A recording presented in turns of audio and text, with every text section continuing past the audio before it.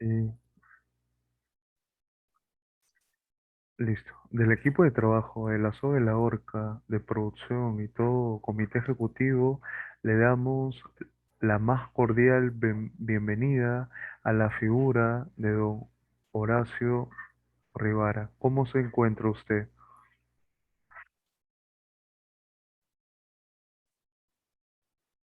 ¿Nos podría otorgar unas palabras iniciales, si fuera tan amable? Bien, muy bien, muchas gracias de estar con ustedes. Por consiguiente, vamos a proseguir a realizar la presentación de rigor, Sí, puesto que ¿sobre qué tema le gustaría tratar? sí, lo primero que queríamos abordar es que comentar y colocar a la palestra que nuestro punto más débil es esa especie de binomio tomado por la mente y cerebro. La mente, como bien sabemos, es la parte más etérea y el cerebro es la parte mucho más física. Y siempre a lo largo, Mm, en el transcurso de toda la historia, quien ha estado en el poder, quien ha ejercido el poder propiamente, ha intentado dominar las sociedades o en todo caso ha ujú, intentado condicionarlas en el aspecto geopolítico a través de las mentes, más que todo a través de esa influencia psicológica, aquello que de un primer momento se realizaba de manera mucho más parcial, ahora se utiliza a través de las tecnologías o lo que algunos tienden a bien llamar la hiperconectividad. Es más que todo esa capacidad de influirnos que es muchísimo mayor, de condicionarnos, de colocarnos a la deriva, de que todas las personas, los ciudadanos en sí, estén en una estrechez de conceptos, en eh, en una especie de mm, centro psiquiátrico, por así decirlo. Entonces, no, usted nos podría comentar sobre ese control de personas, pero por sobre todo de sociedades completas.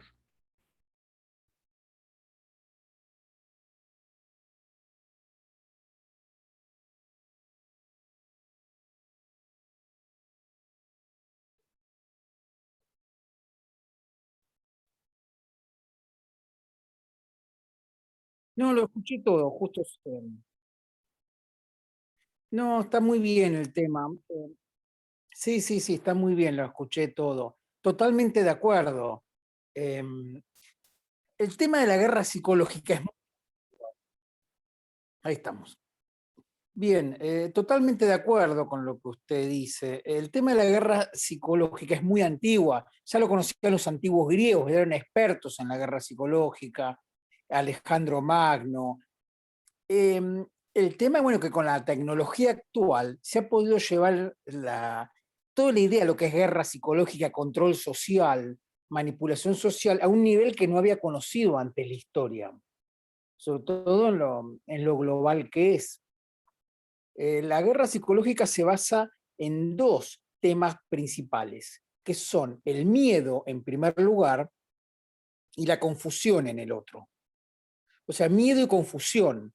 Si uno quiere hacer la guerra psicológica a una sociedad, y para mí todo el planeta está sometido a una operación de guerra psicológica, es necesario generar miedo, que eso bueno, es bastante fácil, pero al mismo tiempo generar confusión.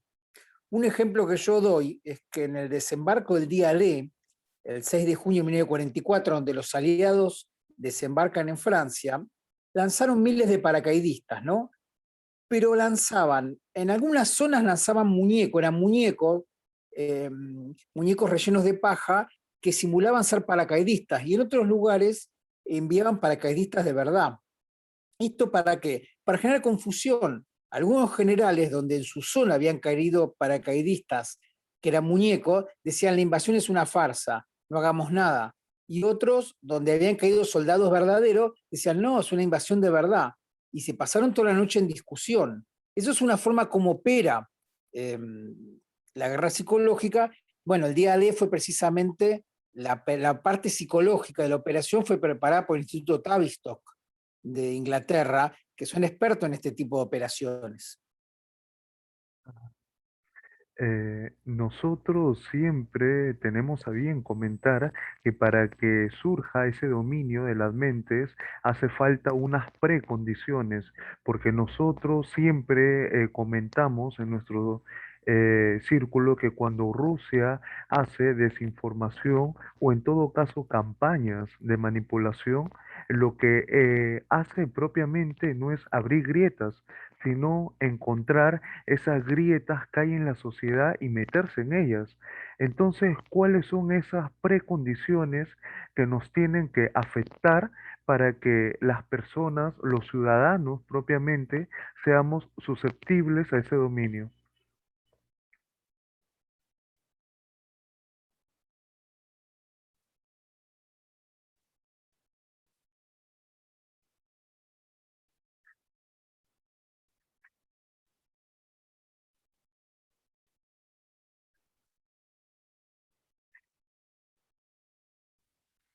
Bien, el tema es que el propio sistema va creando en cada persona como si fuera una botonera, que ya está preparada, una botonera en el sentido como que te aprietan un botón y uno actúa de esa manera. Por ejemplo, hay un botón que es miedo, hay un botón que es, por ejemplo, nacionalismo, hay un botón que es, por ejemplo, odio. Entonces, el líder de masa sabe cómo, qué botón apretar, pero esa botonera ya está, ya nos lo van formando en la educación a través de las películas, a través de la serie, a través de las relaciones familiares. De alguna manera todo nos fue predisponiendo para esto. Yo siempre digo, toda época tiene un espíritu, ¿no? Toda época tiene un espíritu. Digamos que el espíritu en los 60 era de alguna manera la rebeldía, y hoy absolutamente el espíritu de la sociedad en este momento es un espíritu de sometimiento, de obediencia, que llega hasta el nivel del absurdo, del ridículo. Uno todos los días ve el ridículo en la obediencia, las personas son capaces de obedecer cualquier orden que le dé una autoridad que ellos perciban como legítima. O sea, todos conocemos el estudio de Milgram, Milgram, profesor de Yale, que hizo un estudio sobre la obediencia humana, sobre todo preocupado por lo que había sido el juicio a Eichmann en Israel, que era un criminal de guerra nazi, donde de alguna manera se había quedado demostrado que era una persona que obedecía órdenes, que no tenía una maldad absoluta, sino una persona que decía simplemente yo obedecía órdenes y las cumplía.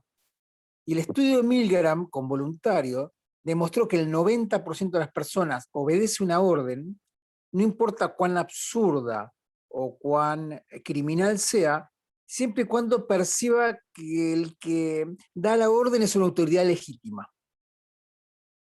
Y eso, o sea, eso existió siempre, pero en este momento en la sociedad hay un espíritu de mayor obediencia que en cualquier otro momento prácticamente de la historia. Sí, porque cada vez es más fácil manipular a una sociedad y llevarla por el camino que alguien decida. Y al final de todo, la gran mayoría termina siendo esclavos de nuestras propias emociones y empezamos a actuar de manera que nunca hubiéramos imaginado. Nosotros tenemos a bien comentar que en un primer momento los Estados Unidos de Norteamérica tenía esa hegemonía que la adquirió con la caída de la Unión Soviética, pero en el hoy por hoy, en el presente, en la actualidad, hay que colocar a China, puesto que este no solamente va despegando a pasos agigantados, sino que tiene un plan a corto, mediano y largo plazo. Y el gran problema que tiene todo este mundo anglosajón es cómo hacer frente al fenómeno de China, que se ha convertido en una fuerza muy difícil de frenar.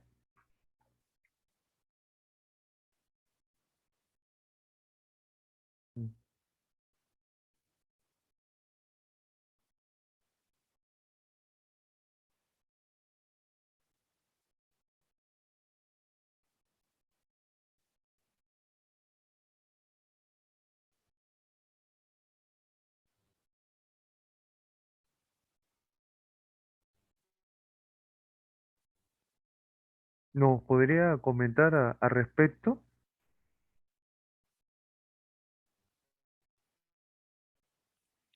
Exactamente. Aparte, China en este momento tiene grandes aliados en todo este plan global, digamos, de dictadura sanitaria global. Uno de los aliados es la industria farmacéutica, con los miles de millones de dólares de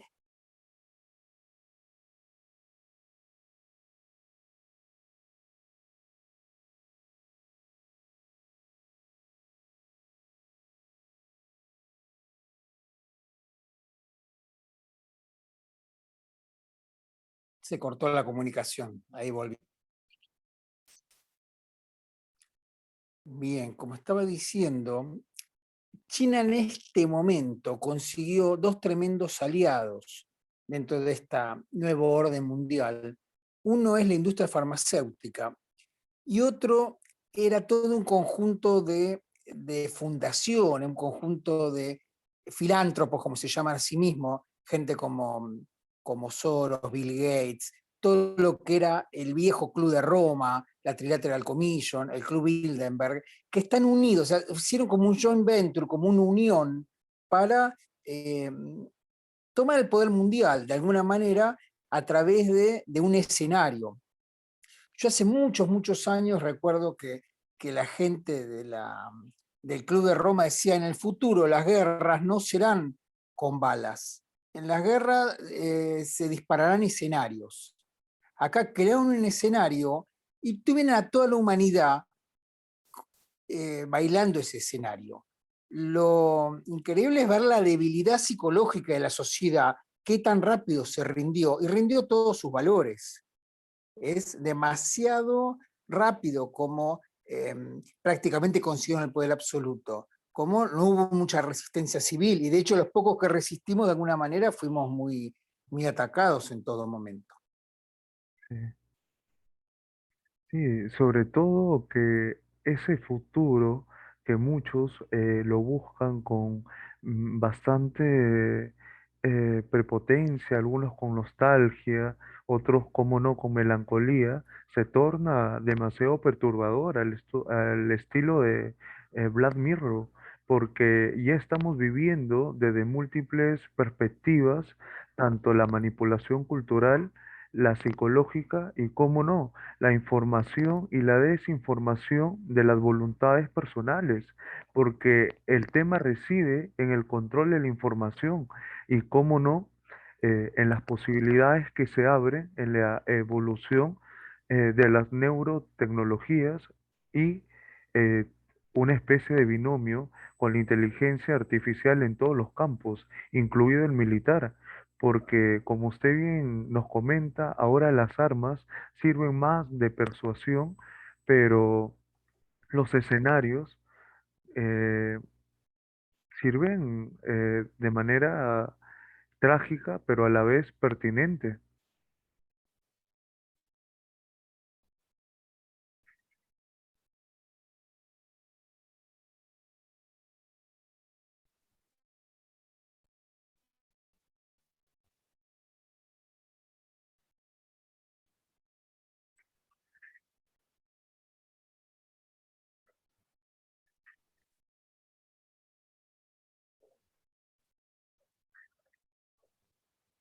Exactamente. Aparte acá se da una combinación de otras técnicas psicológicas con modernas, como las que usted nombró, de digamos, la neurolingüística y demás.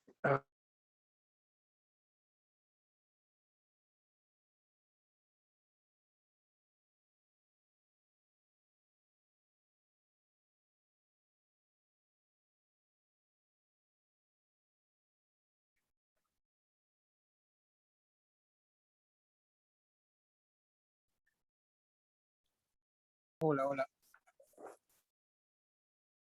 Se había cortado. Bien, bueno, como estaba diciendo, hay técnicas nuevas de control mental, de manipulación social, junto con técnicas muy antiguas. Por ejemplo, el hecho de hacer taparse a la cara a las personas, el tema de, yo lo llamo el bozal, la gente lo llama el cubreboca, es una técnica muy antigua de control social. Yo la descubrí hace unos años, mirando unos papeles en casa, unos documentos viejos, de mi tatarabuela, donde ella había recibido de regalo, en el siglo XIX, un esclavo como regalo de casamiento, donde había un contrato, una escritura de donación del esclavo, y figuraba que era, decía, un negro bozal. Entonces me puse a averiguar qué era un negro bozal. El negro bozal era un esclavo africano que al ser atrapado se le obligaba a usar un bozal que le cubría de la nariz para abajo durante 5 años.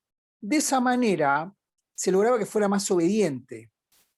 Eh, Se lograba como destruir su individualidad, porque la primer base de nuestra individualidad como persona es nuestro rostro. Uno puede cambiar de nombre, para los amigos puede tener un sobrenombre, pero la cara es ya de bebé, ya uno de chiquito se mira en el espejo y ya se identifica. Entonces, tomaron algo muy antiguo, se usaba en Japón desde la Edad Media, de creer que por cubrirte con un pedazo de tela la cara te ibas a evitar una enfermedad, te ibas a evitar un contagio. En realidad, eh, lo que se está buscando fue despersonalizar a toda la sociedad. Piensen todos los chicos en las escuelas, todos con su bozal, sin verse las caras, sin saber si sonríen. Ven a la maestra y ven a una persona sin rostro. Es algo muy brutal, es algo muy cruel. Bueno, también se usaba, incluso miles de años antes del Islam, que las mujeres en ciertas culturas también te llevan el rostro cubierto. Que dicen que es por motivos religiosos, pero en realidad es mucho más antiguo, era una forma de controlarla. Es decir, vos no tenés cara, no existís de alguna manera, no sos un individuo.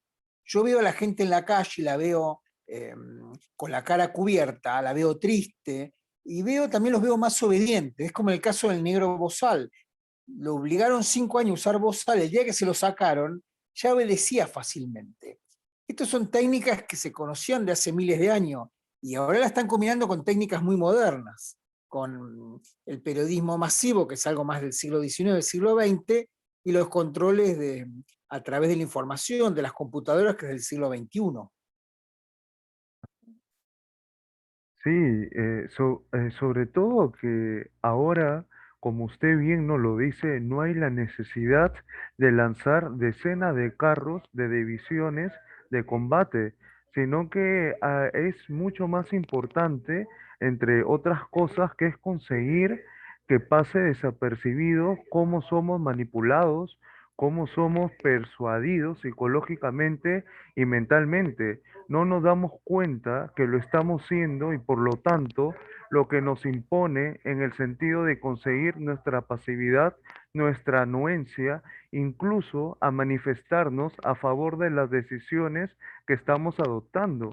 Entonces, para las élites es una victoria perfecta, porque seguro que si nos invadieran por otra tropa o carro de combate, reaccionaríamos, pero como nos están invadiendo psicológicamente no nos damos cuenta, porque hay que pensar que quienes realizan estas acciones son personas brillantes, son los mejores psiquiatras, los más reputadísimos psicólogos, los antropólogos de universidades de internados europeos y los sociólogos que son que juegan ese ajedrez político muy bien.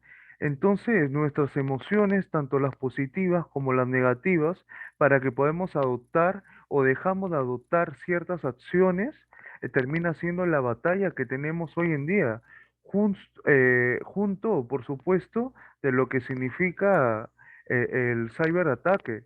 O sea, algunos obtienen dinero a través de estos puesto que lo utilizan como instrumentos netamente económicos. Hay otros que lo utilizan a través de las sanciones, los embargos, por intermedio de los mercados internacionales, y es ahí donde juegan las grandes potencias, porque ellos se realizan la guerra de esa manera, a través de grandes multinacionales. Y sobre todo los grandes ejércitos, como ya habíamos comentado, sirven como disuasión que procuran utilizar estas grandes capacidades, entre otras cosas, por el temor que desemboque algún tipo de enfrentamiento netamente nuclear, llámese un holocausto. Pero en los pequeños conflictos ellos siempre lo siguen utilizando y tienen cientos de miles de víctimas, como en el caso de Siria, No, Ahí estamos.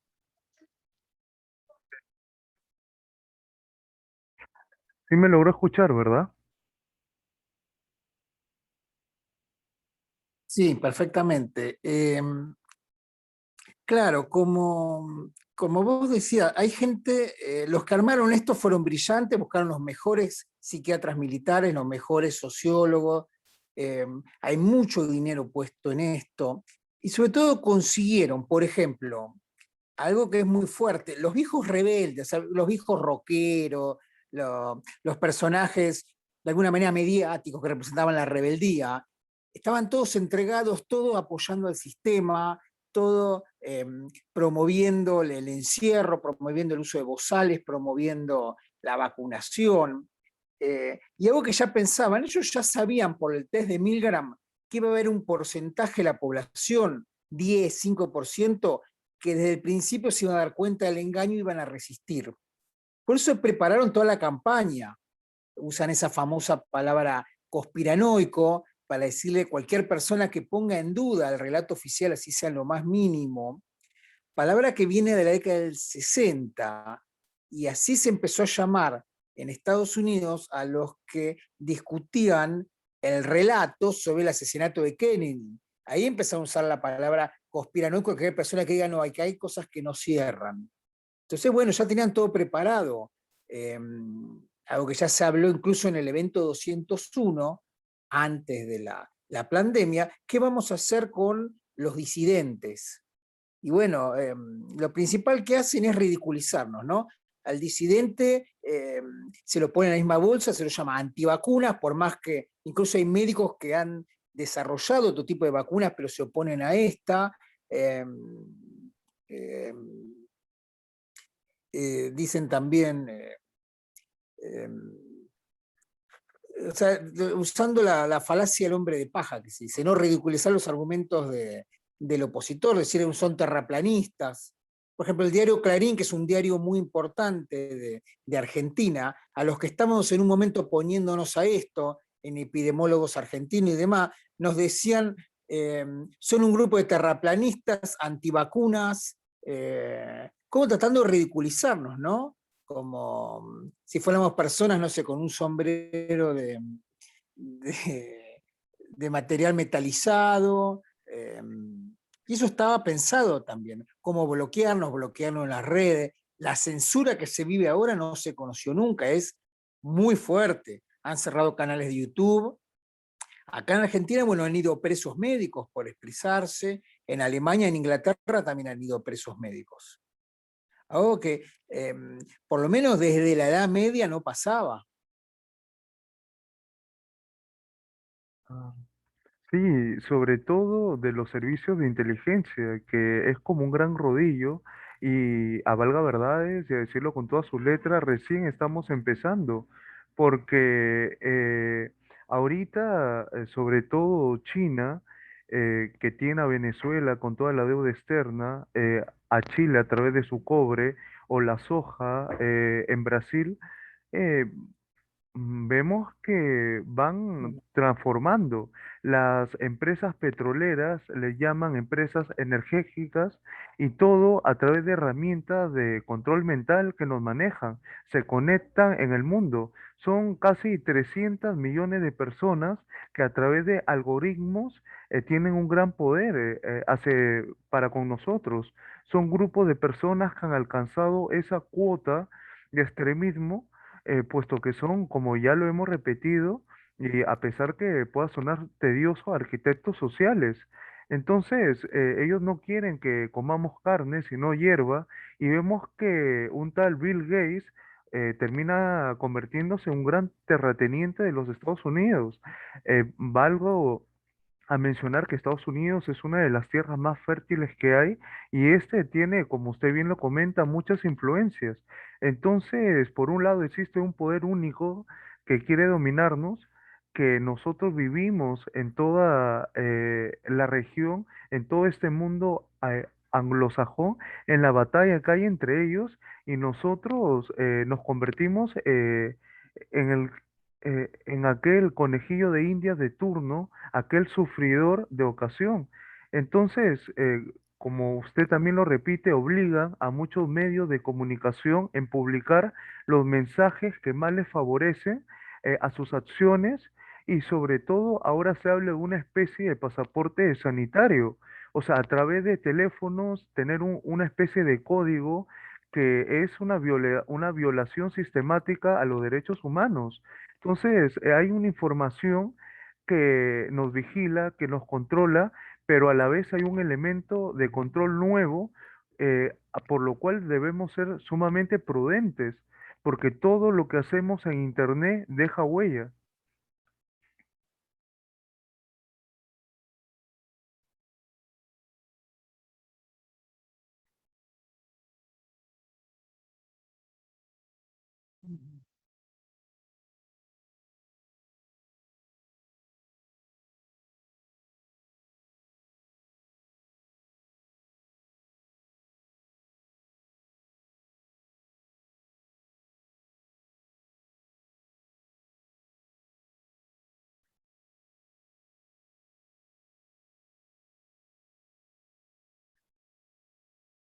¿Está de acuerdo con ello?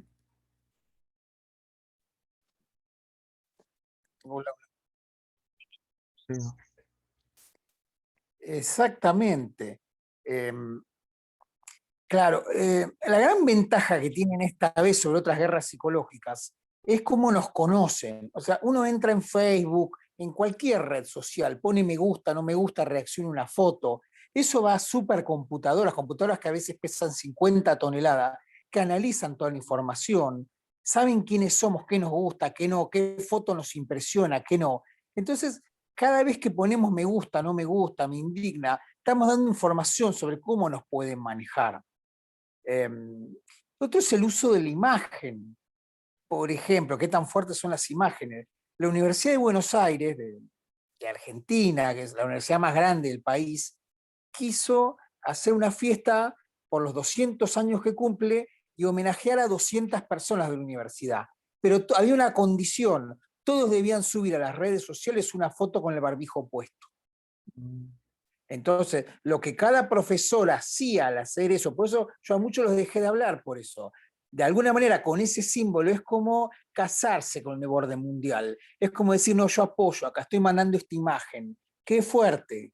La gente con la boca tapada, diciendo yo no hablo. A mí me pareció un símbolo espantoso, horrible y muy revelador, ¿no? Un símbolo de esclavitud y de decir, como decían acá hace muchos años, el silencio es salud con muchos sentidos, se decía, diciendo, no hables eh, y demás. Entonces acá están las viejas tecnologías de dominación con las nuevas, y sobre todo una sociedad que estaba totalmente indefensa, o sea, que no había creado defensas psicológicas contra esto, que espero que en el futuro lo cree, porque esto es un escenario, van a venir otros escenarios. Este es el escenario de la pandemia, como le dicen, y va a haber otro escenario que es el de la carne, la lucha por la carne ahora. El nuevo orden mundial decidió que la gente común no coma más carne, que la carne quede reservada a las élites. Entonces van a Mm. empezar que la vaca contamina, que la vaca es peligrosa. Ya salió Bill Gates a decir que una vaca contamina más que un auto. Yo le diría, bueno, que él se encierre toda la noche en el garage con el auto encendido y yo me encierro en mi garage con una vaca viva, a ver quién está vivo al día siguiente. Eh, y va a haber una manipulación con eso, como allá hubo prácticas, ¿no? Lo de la vaca loca en Inglaterra fue una práctica, cómo lograr que la gente deje de comer carne y, y lo que ahora van a tratar de imponer es la carne sintética. Y hay otro escenario que es mucho más siniestro, que todavía lo están viendo cómo hacer, que es el tema de los animales domésticos. Empezar una campaña de terror de una enfermedad contagiada por los perros, los gatos, y de alguna manera obligar a la gente a deshacerse de los animales domésticos. A, a, Hasta ahora solo lo hicieron en Corea del Norte, pero es otro de los escenarios, hay muchos escenarios preparados, hay que conocerlos de antemano. Este escenario de la pandemia era el escenario 4 lo llamaban ellos, en el Club de Roma. Pero hay otros escenarios, ¿no? Y van a ir largando uno atrás de otro. Pasa que este fue muy exitoso, porque fuimos muy pocos los que nos levantamos contra este. ¿Y usted considera que en la Argentina, en Perú, en Chile, tenemos el agravante, ergo la debilidad de que somos muy eh, hermano Caín y aprovechamos cualquier ocasión para darnos de garrotazos?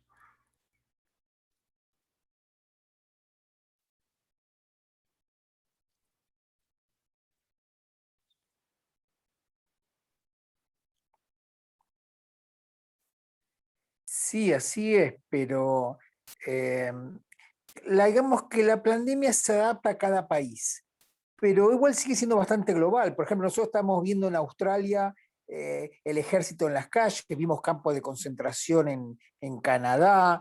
eh, Tiene en cuenta la característica de cada país, pero no por eso deja de ser global. El global es como las series de televisión, ¿no? Capaz que en un país le cambian el nombre, eh, pero es algo que está pensado mucho más globalmente. Y hay que dejar las categorías de gobierno de izquierda, de derecha. En todos estos países hay distintos tipos de gobierno y todos siguen el mismo plan.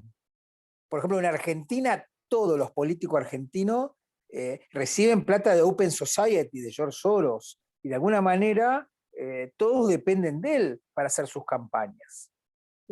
Ningún político argentino ha salido de frente contra esto, a decir, este es un plan, no lo aceptamos más. Las universidades cerradas durante un año y medio, eso jamás pasó, jamás en la historia.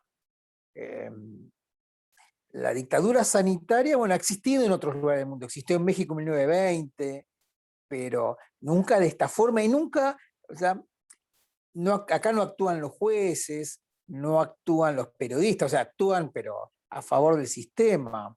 Eh, es un tema, por ejemplo, alguien me decía, ¿y qué se violó? Por ejemplo, de la Constitución Argentina, ¿qué artículo se violó? Todos, al declarar digamos, la pandemia, lo que hicieron fue anularon completamente la Constitución en nuestros países, todo el sistema jurídico.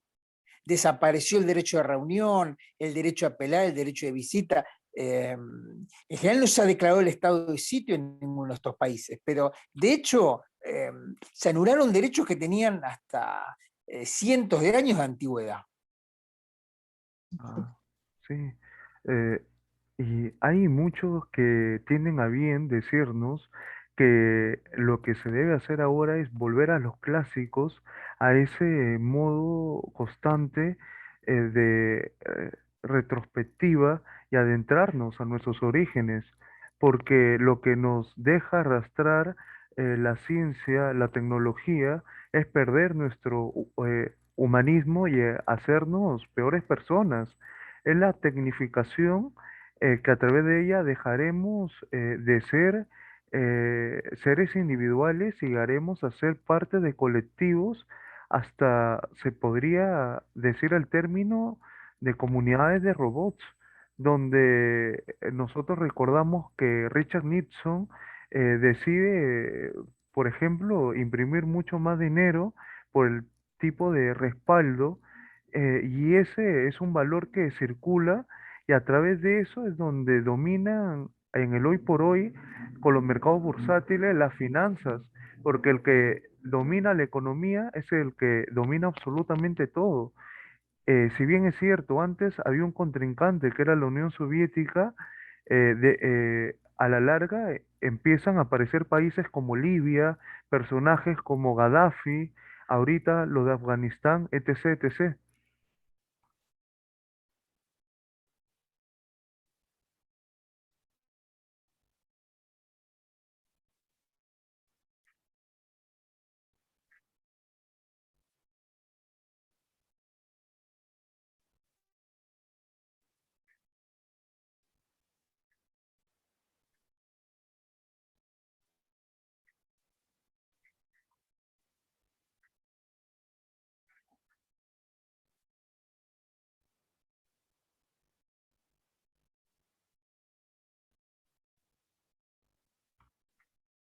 Exactamente. En realidad, desde el fin de la Primera Guerra Mundial, que lo están organizando, pasa que antes, al estar, por ejemplo, otros modelos de orden, por ejemplo, estaba el modelo de orden mundial que planteaba el eje, Alemania, Italia, Japón, o el modelo soviético. Recién después de la caída del muro de Berlín, el nuevo orden mundial tiene las manos libres para decir, bueno, en este momento no hay contrincante, ya no tenemos contra quién otros modelos de orden autoritario, va a ser este, y con este vamos. Estoy muy de acuerdo con lo de volver a los orígenes, los médicos tienen que volver a Hipócrates, a lo que era la vieja medicina. Me acuerdo de los viejos médicos argentinos que decían, lleve a su hijo a la plaza, y las madres decían, pero hay virus, bacterias, por eso tienen que llevarlos, que construyan que se ensucien, que jueguen con barro, que vayan a cumpleaños, que, que de alguna manera construyan su inmunidad. Todo eso se pierde. Hoy se habla de ciencia, pero en realidad la ciencia como lugar de discusión ya no existe. La ciencia fue cooptada por los poderes económicos, por los laboratorios. A ver, ¿cómo llega uno a... Los médicos en general no tienen mucho tiempo de investigar. Por ejemplo, los pediatras hacen lo que le dicen la Asociación de Pediatría. ¿Y quién es presidente de la Asociación de Pediatría? ¿El mejor médico o el que se la pasa jugando al gol con el presidente de Pfizer, con los laboratorios y demás? Entonces, el lobby, de alguna manera, la industria farmacéutica maneja la medicina, controla las facultades, las universidades, controla las asociaciones médicas, la política y controla la justicia. Y sí hay que volver al origen, es decir, bueno, a ver, en todos los órdenes, el orden del derecho, bueno, a ver, ¿cuáles son los derechos fundamentales? No se crearon para en caso de una emergencia violarlos. Precisamente los derechos fundamentales, las constituciones se crearon para que sobrevivan a guerra, a cataclismo y demás. Eh, la medicina tiene que volver al origen, la filosofía al origen. Yo no sé en este momento los pensadores, ¿qué están pensando? ¿Qué están escondidos en su casa con un bozal en la boca? Eh, ¿Cómo no salen, o los psicólogos, por ejemplo? Por más que, bueno, está psicólogos de la verdad, abogados por la verdad, médicos por la verdad, pero ¿cómo permiten este daño que se están haciendo a los chicos, por ejemplo? Eh, y volver al origen de todo, bueno, a ver qué queremos como sociedad vivir, eh, y lo del colectivismo lo veo como algo, estoy totalmente de acuerdo. En este momento es una guerra contra el individuo. Yo, por ejemplo, en este momento resisto, yo ando por la calle sin el bozal, doy clases sin el bozal, eh, y de alguna manera, bueno, hasta ahora son malas caras, alguna sanción, pero es como la gente lo ve, te viene con odio a veces, porque vos representás el individuo frente a lo colectivo. A mí me gritaron un montón de veces egoísta, eh, individualista, por, digamos, defender mis derechos o mi modo de vida. Ah, sí. Sobre todo que en el hoy por hoy el COVID ha acentuado unos procesos en los que nosotros ya estábamos inmersos. Como ya lo habíamos dicho, el resurgimiento de China, por un lado, por otro, vemos que los Estados Unidos, hasta antes de Biden, hacía todo lo posible para que esta situación no se consolide y mientras tanto vemos una Unión Europea con cada vez menos influencia y menor peso económico.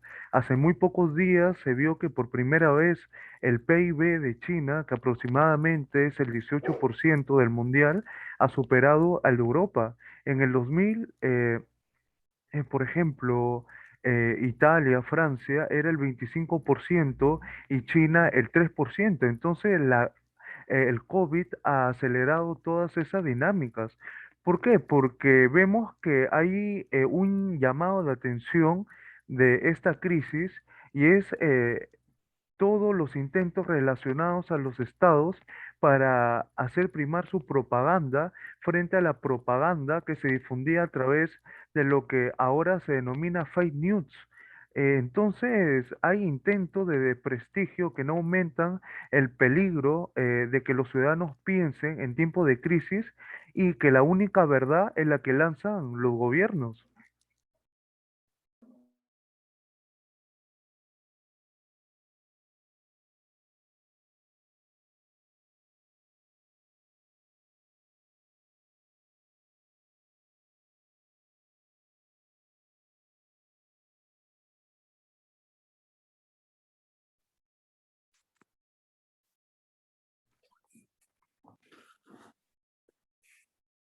Bien, sí, estoy totalmente de acuerdo que todo el tema de la pandemia o sea, había una base previa, porque si no, no hubiera tenido tanto éxito. Yo he conocido casos, por ejemplo, el año pasado en Argentina, decían que cada persona debía alejarse 500 metros de la casa. Había gente que caminaba hasta los 500 metros y volvía como si fuera una línea imaginaria. A mí me costaba mucho entender que un ser humano acepte eso. O sea, el campo de concentración sin lágrimas que se hablaba en los años 80, ¿no? Cuando se hablaba de control mental. La gente le metieron una jaula en la casa de novios que decían, no nos vemos porque estamos 600 metros casa de casa. Entonces, los dos caminamos y en el medio.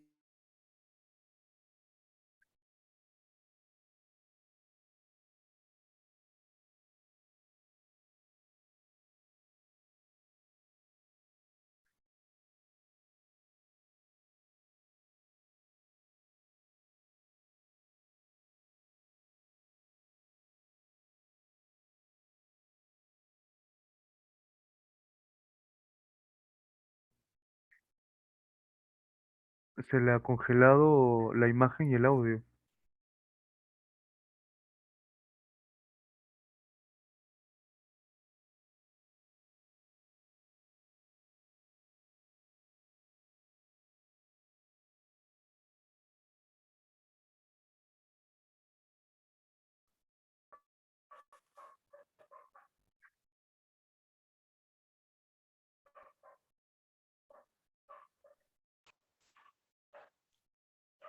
Sí, maestro, prosiga.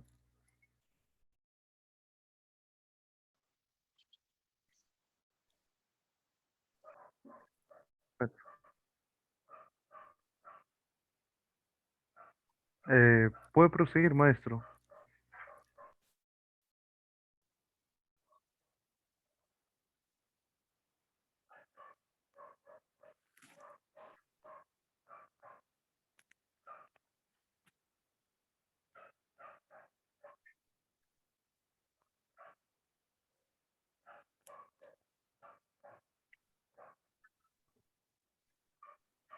Nos estaba comentando de la pareja. ¿Quiere concluir o le damos?